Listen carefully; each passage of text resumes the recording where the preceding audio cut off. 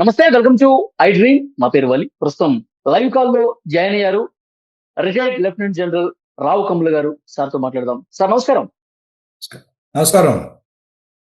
Sir, Donald Trump ఊహించింది ఒకటి, ప్రస్తుతం జరుగుతున్నది ఒకట్లాగా కనిపిస్తోంది.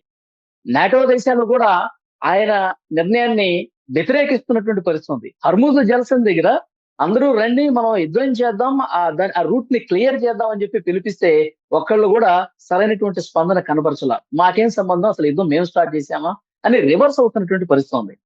సో ఇది ఎట్లా సార్, నెక్స్ట్ పరిణామాలు ఎట్లా ఉండబోతాయి అంటారు? మీరన్నది చాలా ఇంట్రెస్టింగ్ పాయింట్ లేవదీశారు. ఫస్ట్లీ ఏంటంటే దీనికి జరగటానికి కారణం కూడా ట్రంపే అనుకోవాలి. మొదటి నుంచి నేటోని తీసిపాసినట్టుగా మాట్లాడాడు, రైట్? ఎప్పుడైతే మన యుక్రెయిన్లో వార్ జరుగుతున్న టైంలో నేటోకి ఫుల్ సపోర్ట్ ఇవ్వనని తనే డిక్లేర్ చేశాడు. ఒకటి. రెండోది, నేటోలో ఒక కంట్రీ ఉంది, గ్రీన్లాండ్ మీద కూడాను నేను ఆక్యుపై చేస్తానని కూడా ఇచ్చేశాడు. కనుక తనేమి ఏదో పెద్ద ప్రేమగా చూసిన కాదు నేటోకు. బట్ మనం హిస్టారికలీ చూసుకుంటే actually NATO was always supportive by United states. మాత్రం ఎప్పుడూ నేటోని సపోర్ట్ చేసేది. కనుక ట్రంప్ వచ్చాక మీకు తగినంత రీతిలో మీరు ఖర్చు పెట్టలేదు, ఎక్స్పెండిచర్ మీరు చేయట్లేదు, ఓవరాల్ గ్రోత్ కోసం, నేటో గ్రోత్ కోసం కానీ డిఫెన్స్ పర్పస్ మీరు ఎక్స్పెండిచర్ చేయట్లేదు, మీరు పెంచాలన్నాడు. అది సబబు అయింది. అది కరెక్ట్ పాయింటే చెప్పారు. ఎందుకంటే ఆ భారం అంతా ఇంతకుముందు అమెరికా ఒకటే మోసేది. ఆయన అనేది ఏంటంటే నేటో కంట్రీస్ కూడా ఎంతో కొంత ఎవరి తాగుతూ తగ్గట్టుగా వాళ్ళు ఇవ్వాలన్నట్టుగా. సో అదేవిధంగా అందరూ పెంచుతున్నారు.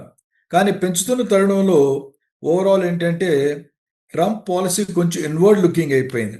దేశం ఎకానమీ బాగుపడాలి, దేశం బాగుపడాలి, అంతర్జాతీయ పేరు కన్నా దేశం బాగోగులు ముందు ఇంపార్టెంట్ అన్నట్లు కొంచెం ప్రయారిటీస్ మారటంతో సో నేటోతో కొంచెం దూరం వెళ్ళి ఇప్పుడు అదిగాక కొంచెం ఇంతకుముందు కూడా మనం మాట్లాడుకున్నాం, హీజ్ ఎ మెవరిక్ అని. కాబట్టి నోటికి ఏదో వచ్చేస్తే అది మాట్లాడేస్తాడు. అనలైజ్ చేయడు. పాలిష్డ్ డిప్లొమసీ అనేది చాలా తక్కువ, రైట్? తెలివి తక్కువ అని నేను అన్నాను. కానీ మాట్లాడే తీరు ఏదో ఒక ల్యాండ్ సేల్ చేస్తున్న బిజినెస్ మెన్ లాగా అమ్మేద్దాం కొనేద్దాం అనే రీతిలో మాట్లాడతాడు.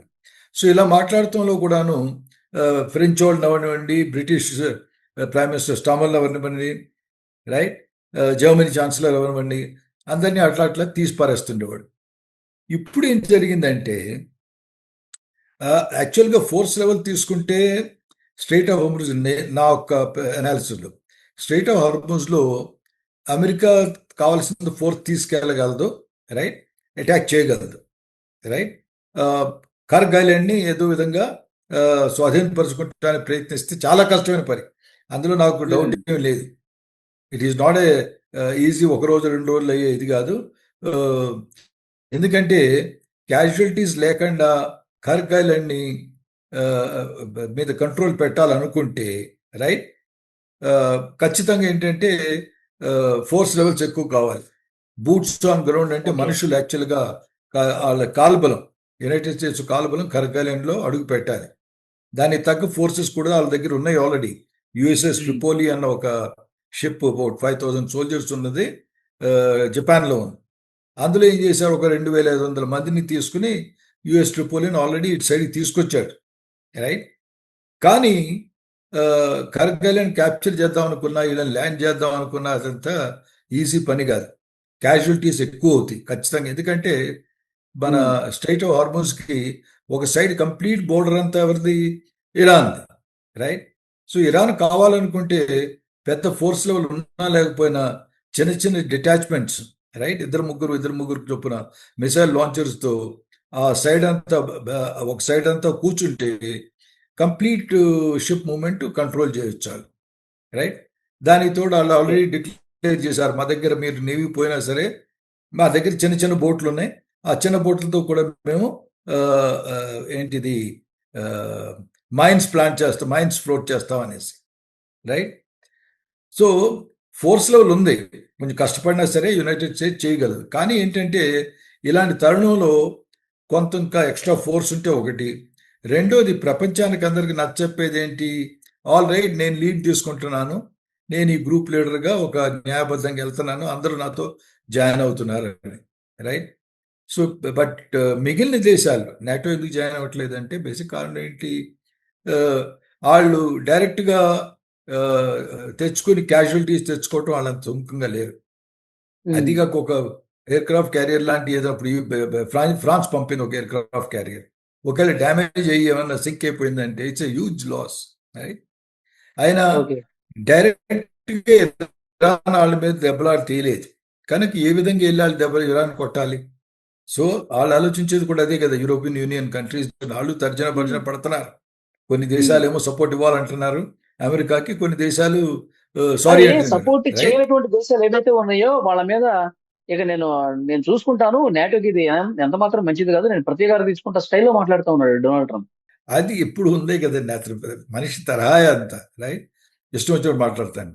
ఎందుకంటే స్ట్రాటజిక్ ఆలోచిస్తే ఏంటంటే మిగిలిన వాళ్ళు సహాయం కోరటం సబబే, తప్పని నేను ఖచ్చితంగా కరెక్ట్ అయింది ట్రంప్ అంటాం. ఉమ్, రైట్. ఉమ్, ఎందుకంటే ప్రపంచానికి అని చూపించాలి. కానీ వాళ్ళకు అడిగేది ఏంటి? ఇంకోటి ఇండైరెక్ట్గా అడుగుతున్నది ఏంటి? మీరు స్ట్రైట్ హార్మోన్ ఎందుకు ఓపెన్ చేసి ఉంచాలనుకుంటున్నారు? దాని నుంచి మ్యాక్సిమం ఆయిల్స్ ఎవరికి వెళ్తున్నాయి? చైనాకి వెళ్తాను. సో చైనా లాంటి దేశాలు అందులో ఇంటర్ఫేర్ అవ్వాలి. రైట్. మాకు సంబంధం ఏంటి అన్నట్టుగా యూరోపియన్ యూనియన్ కంట్రీస్ అంటున్నాయి. సో ఉమ్, ఓవరాల్ ప్రస్తుతం ఏంటంటే నేను అనుకోవటం ఇమీడియట్గా ఎంత అఫ్ కోర్స్ ఇంకా కొన్ని ఉన్నాయి. కొన్ని ఆల్రెడీ నాటో కొన్ని షిప్స్ ఏమో రెడ్ సీలో ఉన్నాయి. రైట్. ఆ రెడ్ సీ షిప్స్ కూడా ఇక్కడికి తీసుకురావచ్చా? ఎందుకంటే రెడ్ సీలో ఇప్పుడు పెట్టారు, హౌతీస్ వచ్చి షిప్స్ మీద కొడతాం మొదలు పెట్టినప్పుడు వాళ్ళ ఆయిల్ ట్యాంకర్స్కి డిఫెన్స్ సిస్టమ్ కోసం అనేసి నాటో కంట్రీస్ షిప్స్ కొన్ని అక్కడ తిరుగుతున్నాయి. అవి డైవర్ట్ చేయొచ్చా? అది కూడా ఇంకా ఆలోచిస్తున్నారు. కానీ డైవర్ట్ చేయాలంటే వాళ్ళ మ్యాండేట్, వాళ్ళకి ఇచ్చిన ఆ, ఆ, పని, అబ్జెక్టివ్ ఇవన్నీ మారాలి. అవి మారాలంటే మళ్ళీ యూరోపియన్ యూనియన్ అందరూ కలిసి మాట్లాడాలి, దానికి కలెక్టివ్గా ఒక డిసిషన్ తీసుకోవాలి. కనుక ఇది నేను అనుకోవటం ఏంటంటే అంత ఈజీగా జరిగే పని కాదు. దానికి తోడు ఐ థింక్ బేసికలీ యాంటగనైజ్ చేశాడు మనిషి ట్రంప్ మిగిలిన దేశాలన్నింటినీ, నెటో కంట్రీస్ అన్నింటినీ. ఎప్పుడైతే లిటరల్లీ వాళ్ళని ఎలా చీజ్ పాస్ చేశాడంటే యుక్రెయిన్తో చాలా సీరియస్గా దెబ్బలాట జరుగుతున్నప్పుడు యూరోపియన్ యూనియన్ అంతా హెల్ప్ చేయాలి అనుకున్నప్పుడు తీసి పడేశాడు. రైట్. చాలా చులకనగా చూశాడు. సో నేను అనుకోవటం ఇప్పుడు ఏంటంటే అవి కూడా కొన్ని మరకలు మచ్చలు ఉండిపోతాయి, ఆయన మాయన మచ్చలు. సో నేను యూరోపియన్ యూనియన్ దాన్ని కూడా ఆలోచించి ఫస్ట్ ఏమైపోయిందంటే ఇవన్నీ చేయటం వలన మనిషిలో ట్రస్ట్ అనేది పోయింది. ఏ దేశానికైనా సరే అమెరికా మీద ట్రస్ట్ ఉందనుకోండి, ట్రంప్ మీద ట్రస్ట్ ఉందనుకోండి, ఓకే ఒక మాట అంటే నిలబడతాడు చేస్తాడని. ఆ ట్రస్ట్ లెవెల్ నేను కూడా డెఫిసిట్ అయింది. ఆ ట్రస్ట్ డెఫిసిట్తో ట్రంప్ది చెప్పిన వెంటనే ఇంతకుముందు ఇప్పుడు ఏదైనా అమెరికా లాంటి అంత అగ్రరాజ్యం చెప్తే నాటో కంట్రీస్ ఖచ్చితంగా వాళ్ళు చెప్పినట్టు చేసేవారు. కానీ ప్రస్తుతానికి ఏంటంటే ట్రస్ట్ డెఫిసిట్, ట్రంప్ మీద ఉన్న విభేదాలు వచ్చినాయి కాబట్టి దాంతో కొంచెం ఇది అవుతున్నారు. నేను అనుకోవటం అవి ప్రస్తుతం డైరెక్ట్గా కన్ఫ్రంటేషన్ జాయిన్ అయ్యే స్థితిలో లేవు, మా గుగ్గైతే ఏమిటి అన్నట్టుగా ఆలోచిస్తారు. సరే, ఎందుకు మీరు అన్నట్టు కర్గ్ ద్వీపం మీద దాన్ని స్వాధీనం చేసుకోవడానికి ట్రంప్ ప్రయత్నం ఒకవేళ చేస్తే గనక ఇరాన్ ఇప్పటికే గల్ఫ్ కంట్రీస్ మీద పెద్ద ఎత్తున దాడి చేస్తుంది. అక్కడ ఉన్నటువంటి చమురు నిల్వ కేంద్రాల మీద, వాటి మీదే కాకుండా జనావాసాల మీద, అక్కడ మొత్తం వాళ్ళ బ్రాండ్ దెబ్బతినే విధంగా ఇంకా పెద్ద ఎత్తున దాడి చేసే అవకాశం ఉంది ఇరాన్. ఎస్, ఒప్పుకుంటారని. ఎందుకంటే కర్గ్ ఐలాండ్ ఫస్ట్ దాన్ని క్యాప్చర్ చేయాలనుకుంటే మటుకు ట్రంప్ తన ఒక 2,500 మంది సైనికులను అక్కడ దించాలనుకుంటే మటుకు చాలా డిఫికల్ట్ ఆపరేషన్ అది. తీసుకెళ్ళటం, వాళ్ళు యాంఫీబియస్ ల్యాండింగ్ అంటారు, ఓడల మీద ఉన్న సైనికులు ల్యాండ్ మీద దిగటం అనేది చాలా సెకండ్ వరల్డ్ వార్ టైంలో నార్మండీ ల్యాండింగ్ ఇలాంటివి జరిగినాయి. రైట్. ఇంతవరకు ఎక్కడ ల్యాండింగ్ సైట్స్ ఉన్నాయో లేవో కూడా తెలియదు. వాళ్ళని ఎలా దించుతాడు, వాళ్ళు ఎలా కర్గ్ ఐలాండ్ మీదకి వెళ్తారు. కనుక నేను అనుకోవడం అంటే కర్గ్ ఐలాండ్ స్వాధీనపరచుకోవటం, దాని మీద ఫిజికల్ కంట్రోల్ తీసుకోవడం అనేది చాలా కష్టమైన పని, క్లిష్టమైన పని. అది చేస్తాడు నేను అనుకోను. కానీ అది చేస్తానని బెదిరించినప్పుడల్లా ఇరాన్ మీరు అన్నట్టుగా చాలా కరెక్ట్గా చెప్తుంది. ఆల్ రైట్, నువ్వు వచ్చి మా సాఫ్ట్ బెల్లీ, మా ఒక గుండెకాయ మీదో లేకపోతే పీకాయ మీదో మీరు వచ్చి కత్తి పెడుతున్నారు, మమ్మల్ని కొడుతున్నారు. ఇలాంటప్పుడు ఏం చేయగలం? ద ఓన్లీ బెస్ట్ వే ఏంటి? అక్కడ ప్రతిఘటించలేవు వాళ్ళని. మేము ప్రతిఘటించలేనప్పుడు ఏం చేయాలి? మీకు ఎక్కడ వీక్నెస్ ఉందో మేము వెళ్ళి అక్కడ కొడతాం.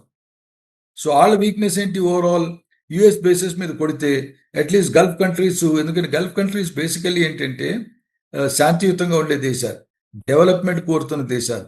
టూరిజం అవ్వనివ్వండి, ఆయిల్ అవ్వనివ్వండి, ఈ దేశాలన్నీ బేసికలీ ఒకప్పుడు deserts, complete deserts, right? So బాగుపడాలి అనేసి పెద్ద సౌదీ అరేబియా తీసుకోండి, ఖతార్ తీసుకోండి, రిచ్ నేషన్స్, చాలా డబ్బు గల నేషన్స్, రైట్? కానీ ఏంటంటే ఓవరాల్ కంట్రీస్ బాగుపడాలన్న ఉద్దేశంతో ఉన్నవాడు వాళ్ళు. వాళ్ళు బేసికలీ డైరెక్ట్గా యుద్ధంలో, ఎందుకంటే చూశారు, చుట్టుపక్కల చూశారు కదా, కువైట్ చూశారు, ఇరాక్ చూశారు, లిబియాలు చూశారు, రైట్? యుద్ధంతో దేశం బాగుపడేదని వాళ్ళకే తెలుసు. అందుకే ఇప్పుడు దుబాయ్ అన్నా, అబుదాబి అన్నా, ఇవన్నీ దోహా అన్నా ఎందుకు మాట్లాడుతున్నాం? వాళ్ళేమో మంచి కమర్షియల్ సెంటర్స్ గాను, మంచి టూరిజం సెంటర్స్ గాను, మంచి బిజినెస్ సెంటర్స్ గాను పెంచుతున్నారు. ఇలాంటి తరుణంలో వాళ్ళు యుద్ధానికి సుముఖంగా లేరు. వాళ్ళ దగ్గర కొన్ని ఫోర్సెస్ ఉన్నాయి, ఎందుకంటే యుఎస్ ఆల్రెడీ వాళ్ళకి అమ్ముంది. ఎయిర్ క్రాఫ్ట్స్ ఉన్నాయి, కొన్ని ట్యాంక్స్ ఉన్నాయి, కొన్ని అవి ఉన్నాయి, రైట్? కానీ యుద్ధంలో వెంటనే వాళ్ళది. సో అందుకని ఏం చేస్తున్నారు వాళ్ళు? వీళ్ళు ఎలాగో ఇంట్రెస్టెడ్ కాదు యుద్ధంలో, కనుక వాళ్ళ సాఫ్ట్ బెల్లీస్ ఏంటి? ఫస్ట్లీ ఏంటంటే యుఎస్ బేస్ని కొడుతున్నాను అంటున్నాడు, కొడతానే ఉంటాడు. ఆల్రెడీ బాగ్దాద్లో యుఎస్ ఎంబసీని కొట్టాడు, ఇలా రకరకాల యుఎస్ ఎక్కడైతే నేవల్ బేస్ ఉన్నాయి అక్కడ కొట్టాడు, రైట్? ఎయిర్ బేసెస్ కొట్టాడు. సో ఇలా ట్రై చేస్తున్నారు, ఎక్కడ వీలుంటే అక్కడ కొట్టాలి. ఆల్రెడీ 5 బాంబర్స్, B-2 బాంబర్స్ ఎక్కడో కువైట్లో కూడా కొట్టారు, ఇరాక్లో, రైట్? సో ఈ ప్రకారంగా చూసుకుంటే వాళ్ళు ఏం చేస్తున్నారు? ఎప్పుడైతే నేను గల్ఫ్ కంట్రీస్ మీద డైరెక్ట్గా ప్రెషర్ తీసుకొస్తానో, ఆ గల్ఫ్ కంట్రీస్లో ఎవరికి చెప్పుకోవాలి? అమెరికాతో, బాబు నువ్వు ఆపు, ఒక స్టేజ్కి రావాలి. ఒక స్టేజ్కి వచ్చాక ఏమంటే, నువ్వు యుద్ధం అన్నావు ఆపు, మమ్మల్ని కాపాడలేకపోతున్నావు ఒకటి. అలాంటప్పుడు నీతో ప్రయోజనం ఏంటి? నువ్వు కోట్లు డాలర్స్ ఇచ్చి వాళ్ళు యుఎస్తో అగ్రిమెంట్స్ పెట్టుకున్నారు. ఏమని? వాళ్ళకేం ముప్పు వచ్చినా సరే వాళ్ళు వచ్చి కాపాడతారు అన్న బేసిక్ ఎయిమ్ అదే, రైట్?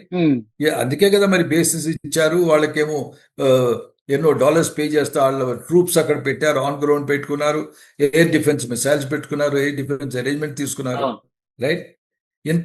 ఇంత పే చేసిన తర్వాత కూడాను మాకు సేఫ్టీ లేకపోతున్నట్టు కొంచెం ఫీలింగ్ వస్తుంది ఆల్రెడీ. సో ఇలాంటి సమయంలో వాళ్ళ మీద ఎప్పుడైతే డెవలప్మెంట్కి అగెన్స్ట్గా అవుతుందో అప్పుడు ఖచ్చితంగా నేను అనుకోవటం ఏంటంటే వాళ్ళు ప్రెషర్ పెడతారు యూఎస్తో, బాబు నువ్వు ఆఫీసే ఇది, దీంతో ఏంటంటే మేము కొట్టాలనుకున్న కొట్టావు కదా, ఆల్రెడీ క్రిపుల్ చేసాం.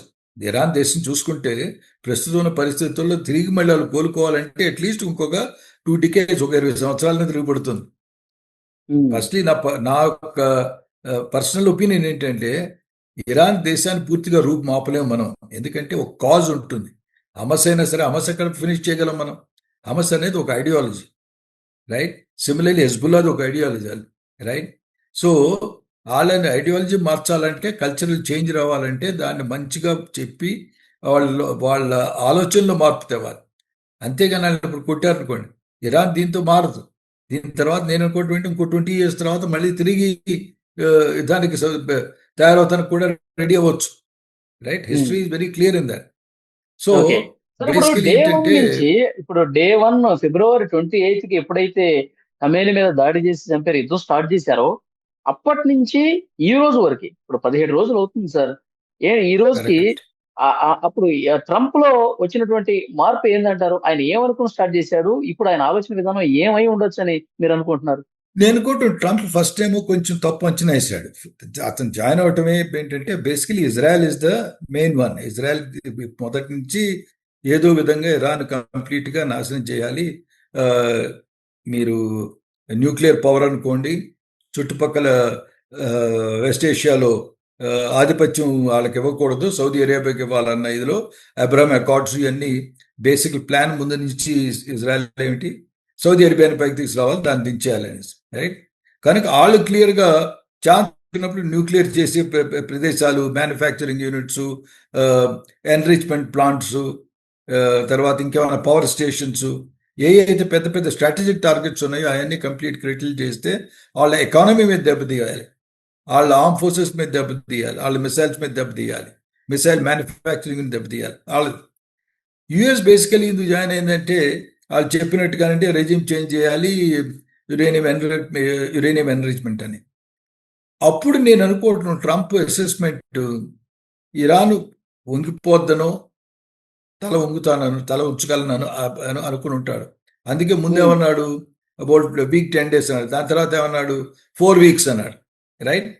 కానీ ప్రస్తుతం మూవ్ అవుతున్న తీరు చూస్తే మనం ఆ సూచనలే కనిపించట్లేదు. మధ్యలో తను అర్థం చేసుకున్నాడు వీళ్ళు అంత ఈజీగా మనం అనుకున్నంత ఇది కాదని. లైక్ ఫర్ ఎగ్జాంపుల్ ఇన్ని సుమారు 80,000 డ్రోన్స్, కరెక్ట్ నెంబర్స్ ఏం తెలియదు కానీ బట్ అసెస్మెంట్ వైస్ చూసుకుంటే సుమారు 80,000 వరకు డ్రోన్స్ ఉన్నాయనేసి, ఒక 3,000 బెలిస్టిక్ మిసైల్స్ ఉన్నాయి.